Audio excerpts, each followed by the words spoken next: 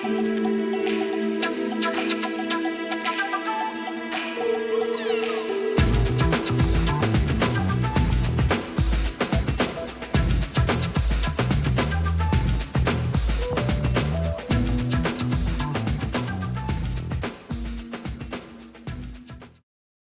what is going on? It's your boy Darrick in here.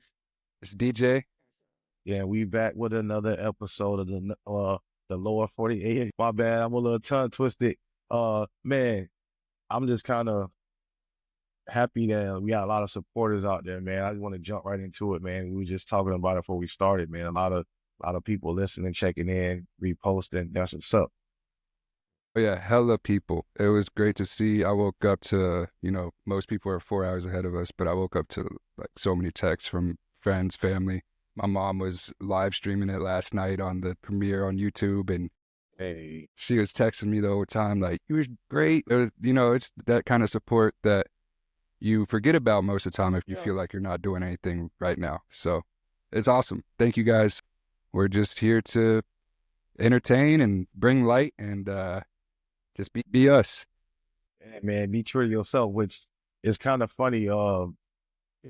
I tweeted out, man, for the first time in my life, I finally feel like I can be myself unapologetically. He was like, welcome to the club. And that's something I can always say about you. Yeah, Like, no matter what, man, you just you. It don't matter where yeah, we at. yeah. You like, man, that's DJ. My friends from back home have always said like you're unapologetically yourself, and I don't know what that looks like because I'm just me. It's funny. Nah, man, you definitely always yourself. And that's one thing I can say, that I really like about you is that you just yourself all the time. But yeah, man, shout out to DJ and shout out to Debbie Lieber, man, for the listen. That's an important listen, right? Yeah, yeah, Mama Duke. My dudes. But man, yeah, so let's kind of recap what we talked about on the last episode. We got into what brought us here, and we kind of ended it on you telling your great Alaskan story Yeah, about you getting yeah, stuck in the wilderness. yeah, man. So many people were like, "Yeah, like you told us that story, but you waited a while to tell us because it was heavy. I almost died that day, and so I wasn't gonna tell people right away. Like some people I didn't tell for a whole year, and it's like it's crazy to me that like in retrospect that happened.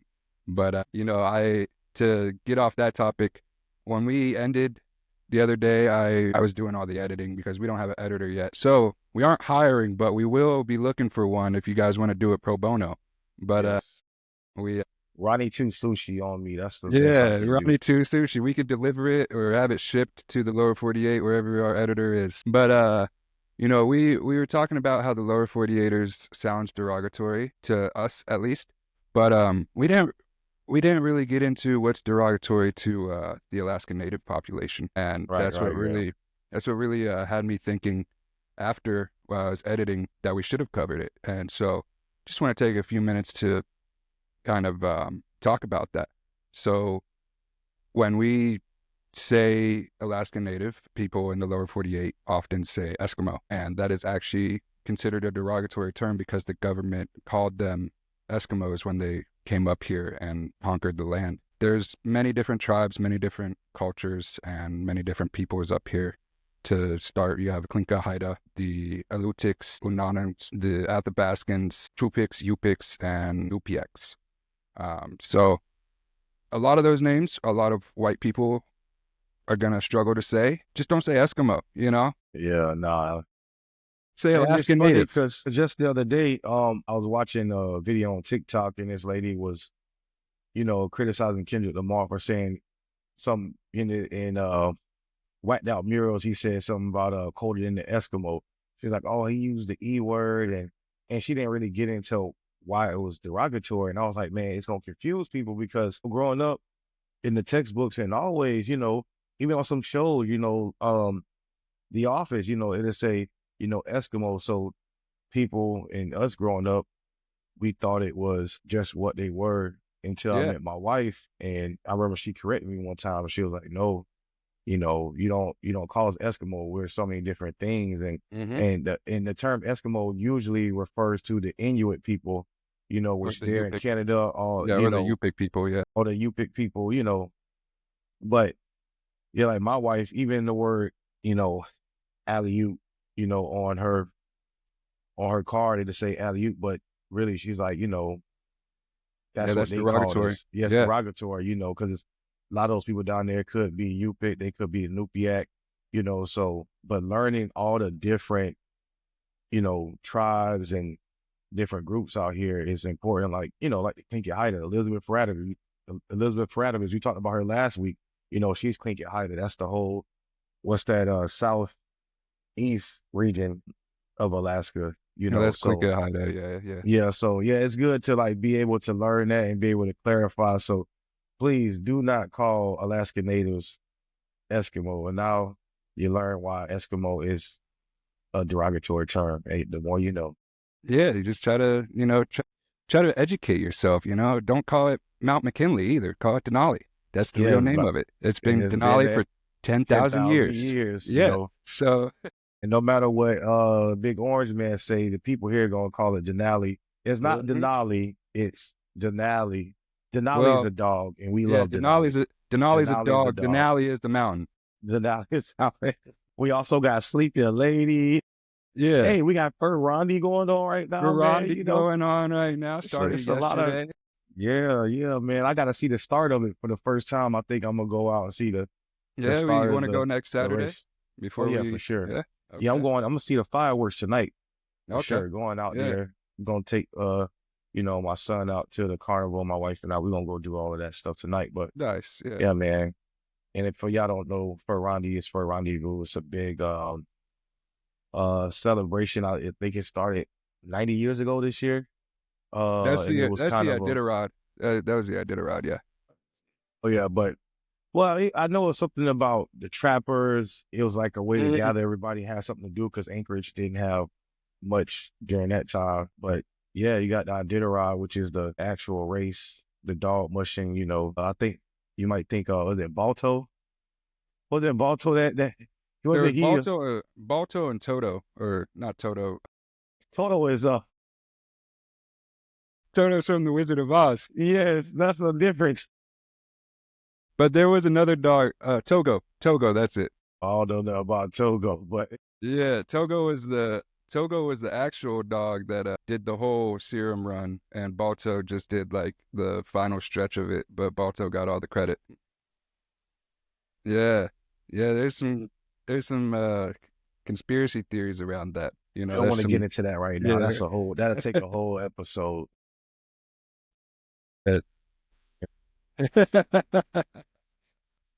Yeah, that's the beauty of Alaska. There's so much going on this week. I think the Iditarod is the coolest thing. That's what inspired me to get Denali.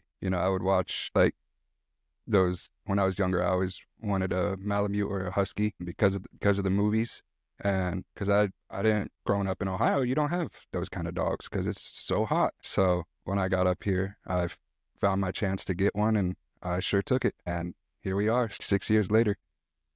Hey man, Denali's a cool dog. I love him. I love the Huskies. Everybody have a Husky here. The dog is like, man, it's so beautiful and they love playing in the snow. You Yeah. show me videos. This dude literally it snows and Denali's like, I'm going outside. I'm not inside today. Mm-hmm. Yeah, Let me outside. he'll sleep outside in the winter. People are like, yeah, you might get the what is it called?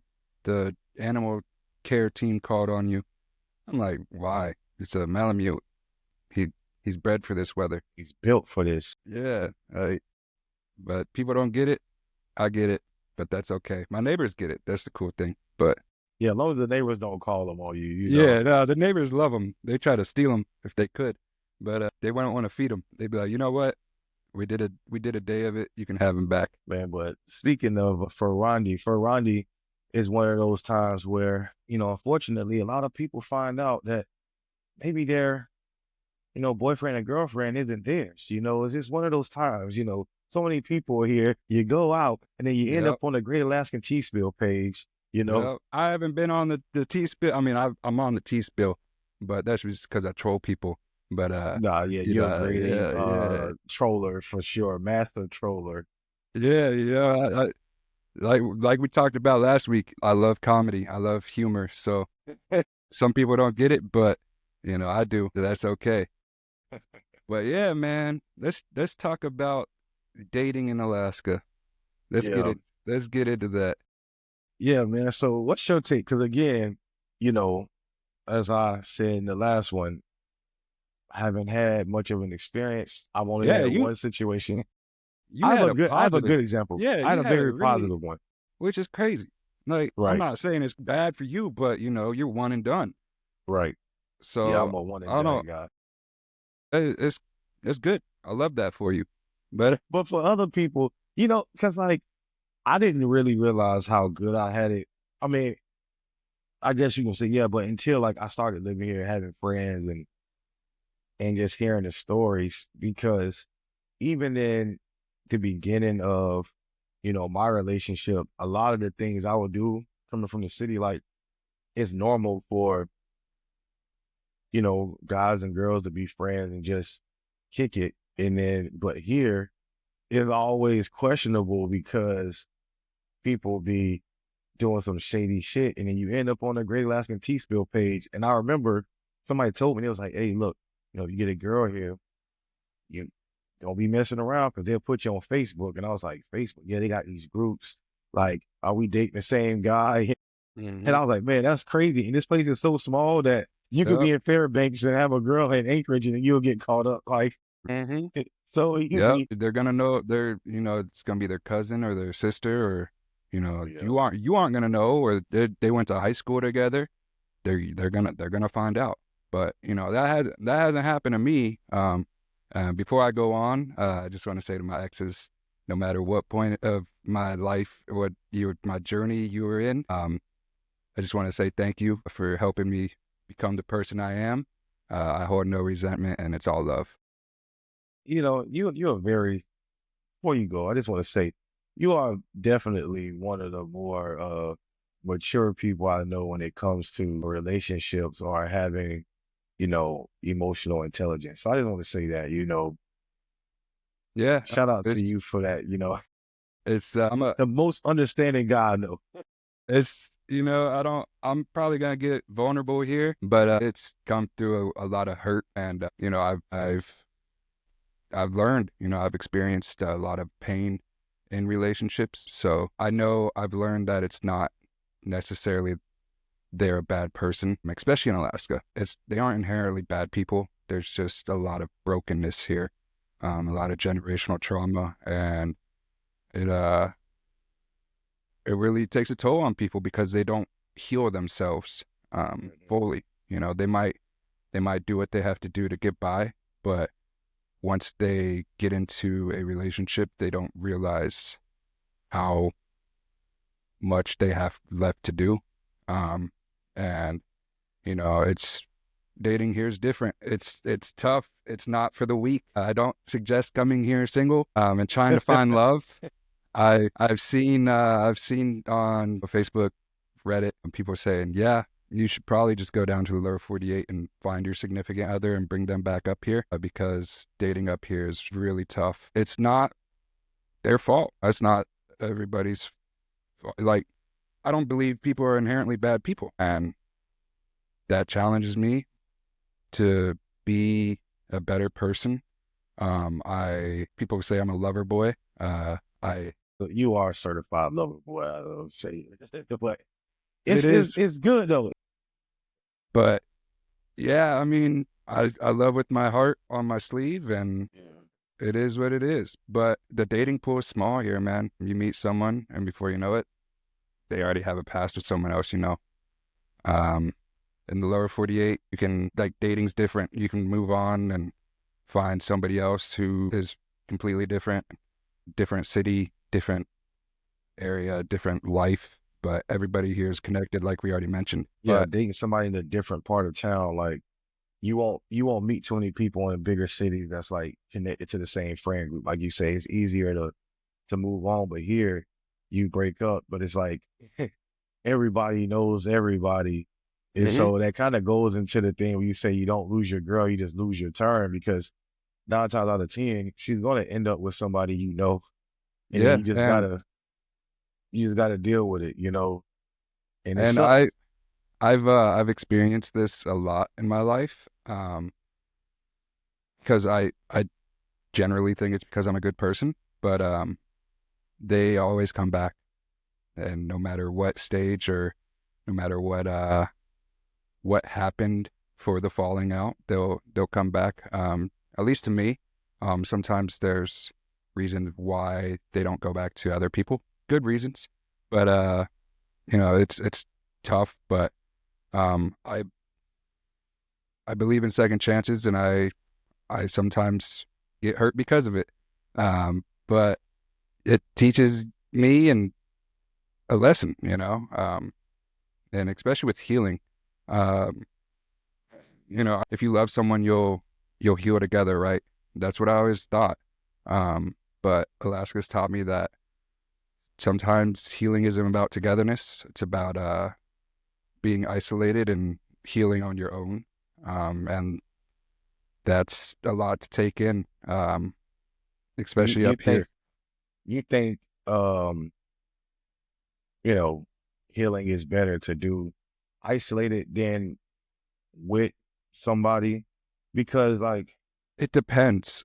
If it's a lot of if there's a lot of turmoil in your past that help like will shape the relationship in a negative manner, then you need to do it on your own. But if you're oh yeah, I see what you're saying. Because I was gonna yeah, say like, because like in a like I didn't use like my marriage for an example. It's like um the things that my wife and I worked through just going to marriage counseling. It's like I can't isolate myself and be like, all right, I need to heal from some of these things, is because I'm not being tested. And so for me, it's like, is it true healing if you're isolated and you're not being tested? And when you put into a situation that may trigger you or may bring something up, and then you're not really yeah, no, prepared to handle it, there's you that know? aspect, yeah, but that's not like if you're healing from trauma is more so what I'm saying. Like, Oh yeah, I see what you're saying. Yeah, yeah, you do have to. Yeah, in that case, yeah, you do have to separate. But I say like in a particular situation, I remember you know, were being very understanding of this person's trauma and being like, that's the trauma speaking, that's not them. yeah. And Like and like I mentioned, it's not they. I didn't get cheated on because they're a bad person. I got cheated on because of their trauma. what is always more about that person. Yeah, and we can't take things that's a valuable lesson to take. Like what somebody else does is really you shouldn't take it personal. It's more about them Right.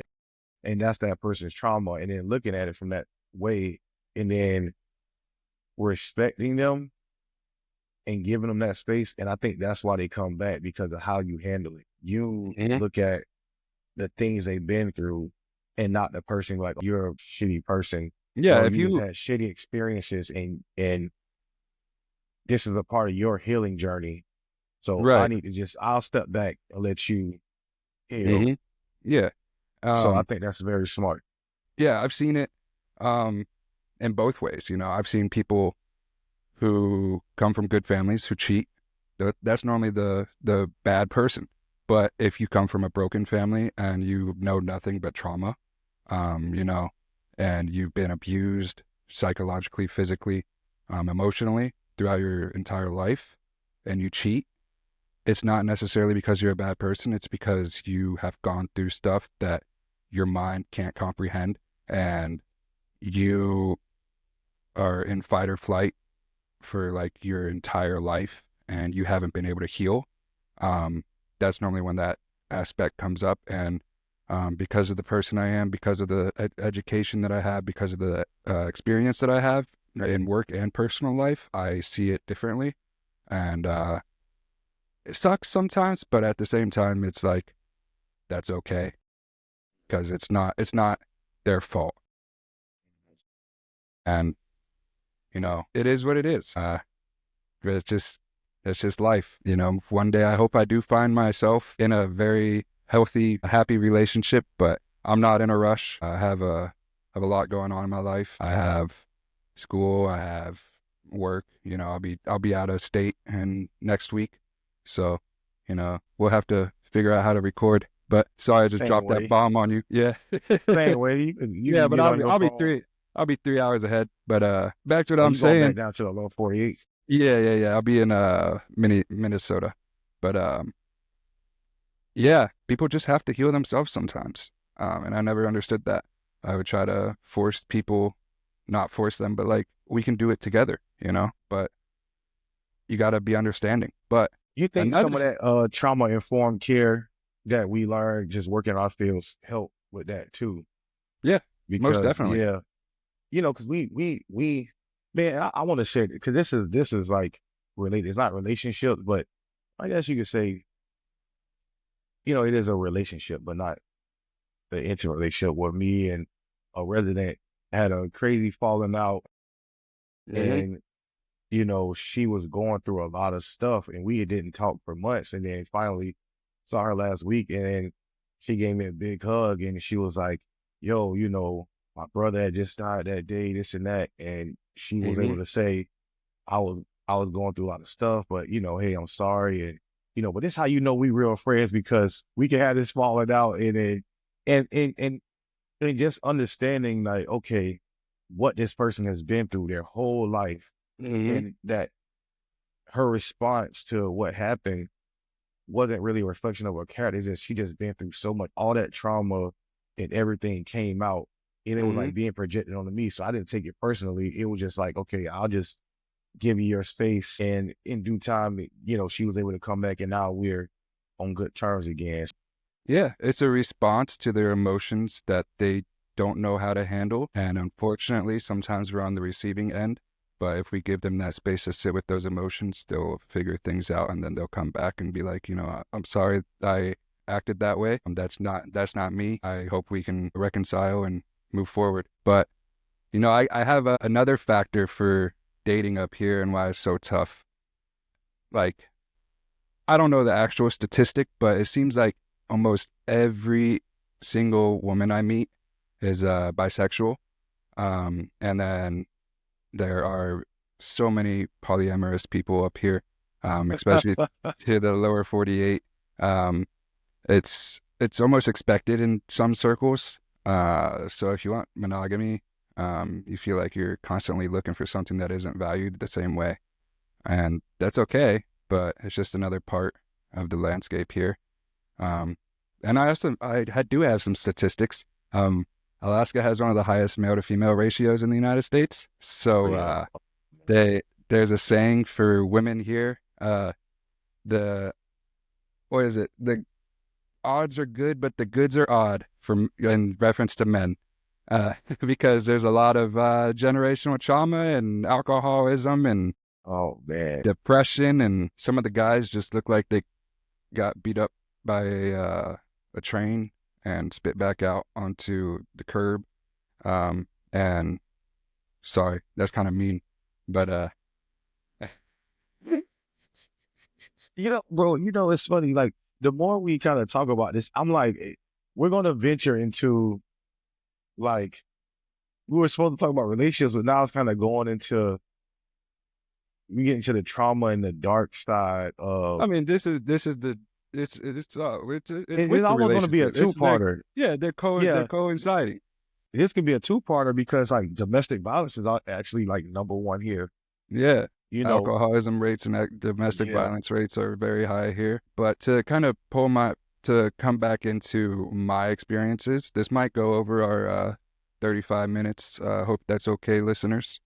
But I've had relationships where I've given my all, my patience, loyalty, love, and understanding, and I still get the shit end of the stick. Saw the best in someone when they kind of see themselves as good or deserving. I used to think that I was a stepping stone for people. They would date me and then they would go find somebody else that they would You like was get like good married luck to. Chuck. Yeah. That's the stepping stone syndrome. And then, you know, they would go find their person. I would give, like, when they were with me, I would help them heal. And it's not that it wasn't my fault for being disposable. Um, it actually meant that I was impactful in a way, because I was able to um, show them a love they didn't know existed. And it wasn't my fault that they weren't ready for the love that I gave. Right. They just learned from it and then put that into somebody else. And unfortunately, I was on the bad end of the receiving. And you almost become like the standard because like Yeah. because they're gonna look back on how you were with them and like again like how you responded to the whole situation, Hmm. and they're gonna expect that from the next guy, and And and they they might not might get not that. get that. Yeah. And And then that's when they come back. hey, I always used to say, U-turns on the block. Like once, for me, I couldn't run it back with nobody. It was like I was like a one and done type of person, but that in itself, I don't know if it's toxic, but it's like I wasn't it wasn't enduring for me in relationships. And No, that's because I'm a lover for boy. well, I wouldn't say that. It's like because you're a very forgiving person, and it's good to Yeah. be forgiving and give people that opportunity to grow. And Uh-huh. I think like cutting people off doesn't foster growth, but being able to let people make their mistakes, whatever, Hmm. go fuck around and find out, and then come back and be like, oh, you know what? I And didn't some like it people out might there. I look at wasn't ready for it. and Like, some it's people are like, I scary don't out want to be there. the second option. I don't think it's a second option thing. I think it's Yeah. just more about like you do have to. It's like having a job sometimes. You might leave a job, go somewhere else, and then be like, oh, actually, that job was pretty cool. I'll come back. You know what they call boomerang. It's okay to let people come back into your life and be that person. I think for you being consistent, As long as they did what they had to do to make sure that they can come back into your life in a healthy way, then yeah, I would agree. and that kind of goes into what we talked about earlier about being unapologetically you. Like you don't really give a fuck about what somebody's thinking, like, oh, how he can let her come back after that. It's like, I don't give a fuck. This is my life and I want her back. You know what I'm saying? And I think people need that. Hmm. People need that. And I think that's why a lot of relationships fail because there isn't any good examples of what a healthy relationship should look like. Like you say, the trauma, like people grow up seeing their parents being a certain way. So it just repeated. And I think people right now, this generation, is at a phase where it's like a make or break. People are starting to break those generational curses of the repeated alcohol abuse, drug abuse, domestic violence, all of that. And then us as lower 48ers come in, and I'm not saying like we're the best guys, but I mean, honestly, I feel like, but that's a whole other story. But we come in here and we bringing something different to the table and be able to nurture and foster these relationships. Is imperative. But I'm not gonna sit here and say like they don't also have a because me and you both, okay, my wife is native, your ex was native, but we learned so much about native culture, like eating a gulak and muktuk and you know what I'm saying? Like and stuff Hmm. people don't even know what we talking about right now, seal oil. You know what I'm Yeah. saying? But we have been so ingratiated into native culture, like we could joke around and be like, hey, what we should say every day, another good day to be indigenous, I feel, you start to feel indigenous. So it's like a give and take, and that's why we end up loving these women so much because like native women are just by culture, they're very forgiving and they love like unconditionally and they're Hmm. they're very nurturing women They're and strong too. very strong. Like they don't care about you opening the door for them. Like to them, it's like, Yeah. I'll go hunt. You know what I'm saying? You go Yeah. pick berries. Yeah.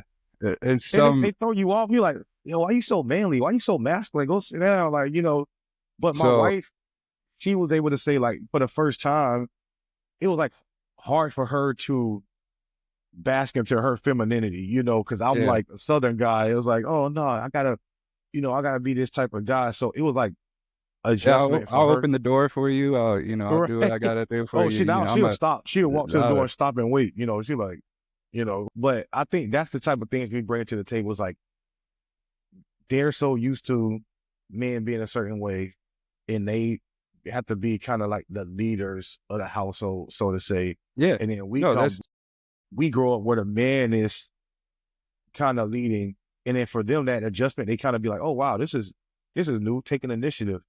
You know, yeah. A lot of Alaska Native communities, tribes, they're matriarchal. Um, I remember one of my exes, I'll go into a little story here. Um, you know, she wanted me to move out with her to her village and she would work and I would just stay at home and chill. And I was like, that doesn't sound fun.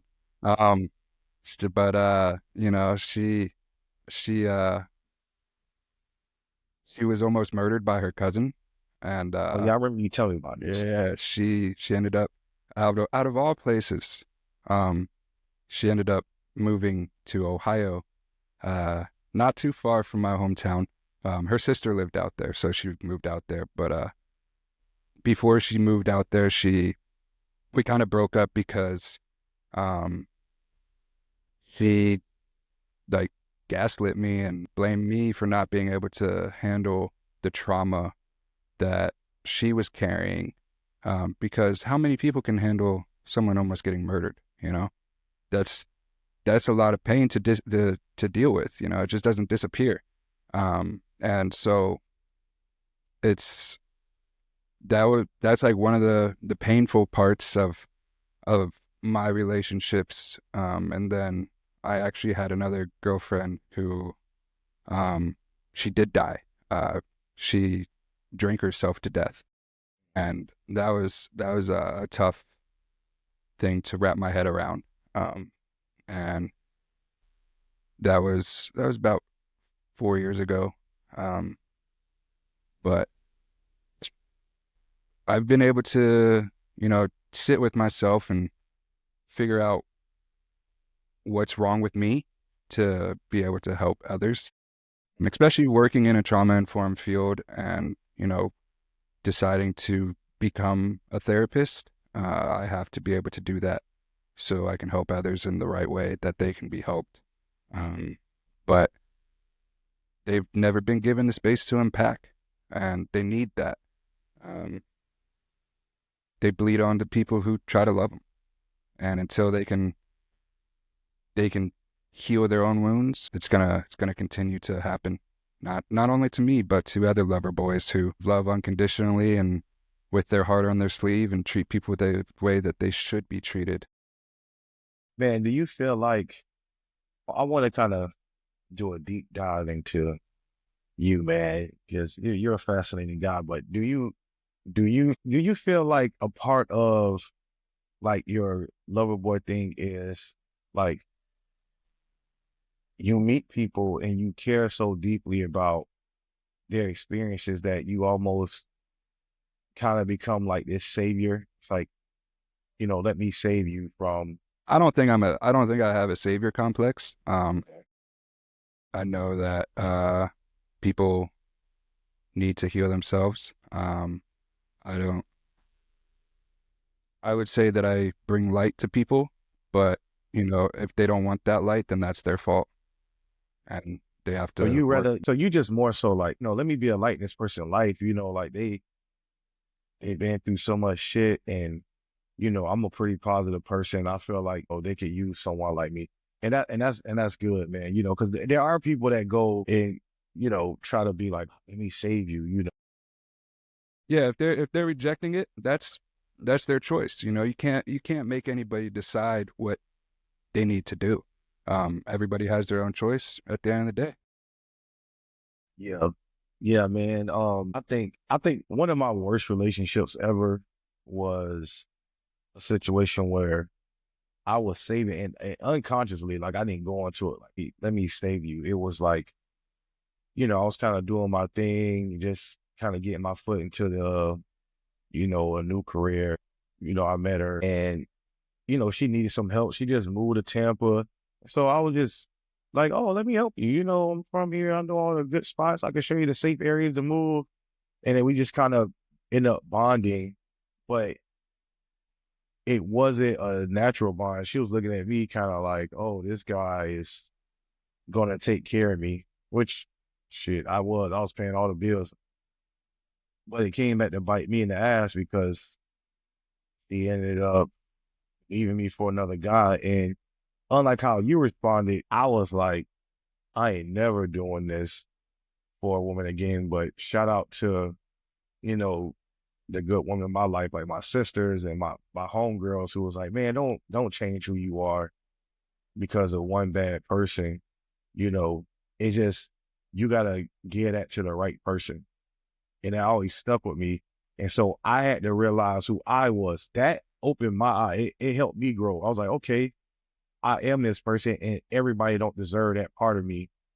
And, you know, and this was like the first relationship where I actually felt safe being myself. And now I've been married 2 years. And, you know, marriage isn't like a fairy tale thing. Like it takes a lot of work. Like love is actually, it's an action word. Like it's not a feeling. It's like something you got to do. It's like you mad, but I still got to love you, even though I'm upset with you. You know what I'm Mhm. saying? And I'm just so grateful for all those bad situations that I had that kind of catapulted me to who I am now. And I hope that for you and, you know, this other person, because I know how much you care and love that person, even though you're on your healing journey. I feel like if that person ever was to be healed, that they would definitely spin the block and realize like, you know, what y'all had. Cause it was just such a, I mean, being around y'all was, it was such a dope relationship. I was like, man, I love the relationship, man. I don't want to bring up any feelings, but you know, I just think like thinking about that situation was like, I want that for you. I want to see you like happy again. Even though I'm not saying Yeah. like you're a sad person. I Yeah. think No. you still you, but you know, like happy in a relationship, you know. Yeah. And if it's meant to be, it will be. And I've always thought that extends from the mystical universe. I do believe that things happen for a reason, and I don't believe that there's no reason why it won't happen. So, sometimes people just need to figure things out, and no matter what. But we're sitting at 40 minutes, so we'll start wrapping up right now. It, This was we, good though. This was good. I don't gonna lie. And this is yeah, a two-parter. We can yeah, we're definitely extending this. We're gonna have we're gonna start a series here. Darrick and I decided, it's not just gonna be us talking because there's so much about Alaska that two guys from the lower 48 don't actually know as much as we want to know. So we're gonna start a guest series with a special guest next week, and then we're gonna go from there with some other guests. So it's gonna be good stuff. But and we want y'all to send in some questions too. I feel like yeah, we talked about like creating an email and people being able to send in yeah, questions or certain topics y'all wanted to talk yeah. about. And we Let me definitely pull want up to, that email. you know, ask a 48er, man. What do you want to know? You want to know something about me? You want to know something about DJ or our perspective on something? Hey, Yeah, so we don't mind sharing anything. we We're created very the vocal guys. we created an email called the Lower 48ers Podcast at gmail.com, or you could reach out to us on TikTok, Instagram. We'll probably make a Facebook here in a Slide in few the days. DM, man. Hit me up. Yeah, slide in the Well, DM or a personal. on the other Instagram. Don't hit me up my personal. Yeah, you can hit me Don't, on my personal. I don't you can care. hit him on the. Don't hit But me up. but Do not. yeah, if you also my dog Denali loves to eat. He's a fat boy, and so I have to get him these dog treats called Butcher's Hey, Bounty. get you some. Get you some. They are great dog treats. He and his buddy Rex, my roommate's dog, go crazy over them. They were sitting on my kitchen table this morning, and Denali knew right. He knew exactly what they were. Mhm. They're freeze dried pet treats. Their cats love them too. My cat goes crazy for them. They're great pet treats. So butchersbounty.com. Go get you some. That was not a uh, paid advertisement. It's But just, we would like to have some yeah. paid. So if you have Yeah, yeah. anything, If you got it, if you just got anything, this is episode inside of 2, my but DM. If it's about some yeah, money, hit me up. All right, you Yeah, know, this is episode 2. But we're already looking for some advertisements. straight up. Nah, man, you know, yeah, man, we trying to grow, man. Y'all keep sharing, Mm-hmm. man, and supporting the page. Like we said, like we want to be able to engage Mm-hmm. with our listeners. So, hey, please send us anything, any topic, any questions you might have. We will make sure we have a special segment just dedicate to you all. This Zoom is kind of crazy. I don't even how did that just happen. But anyway, Yeah, no, it's yeah, we're just here trying to enjoy getting it life, and in. the days are getting longer. The Yeah, snow's melting. It's the getting little bit warmer we out. got. The little bit we got, yeah. So I have a challenge for the listeners before we depart. Just take a moment and reflect on your past relationships. Were you a stepping stone for someone, or were they a stepping stone for you? What lessons did you learn? And don't forget to share your thoughts with us on social media. And let's keep the conversation going. Like Darrick said, we wanna interact with you guys. We're eager for opportunity to shed light on Alaska and everything about it. But most importantly, keep your heart open and trust the journey, and know that real love is going to come your way. And thanks for tuning in. We are the Lower 48ers, keeping it real, seeing the Northern perspective. See you later.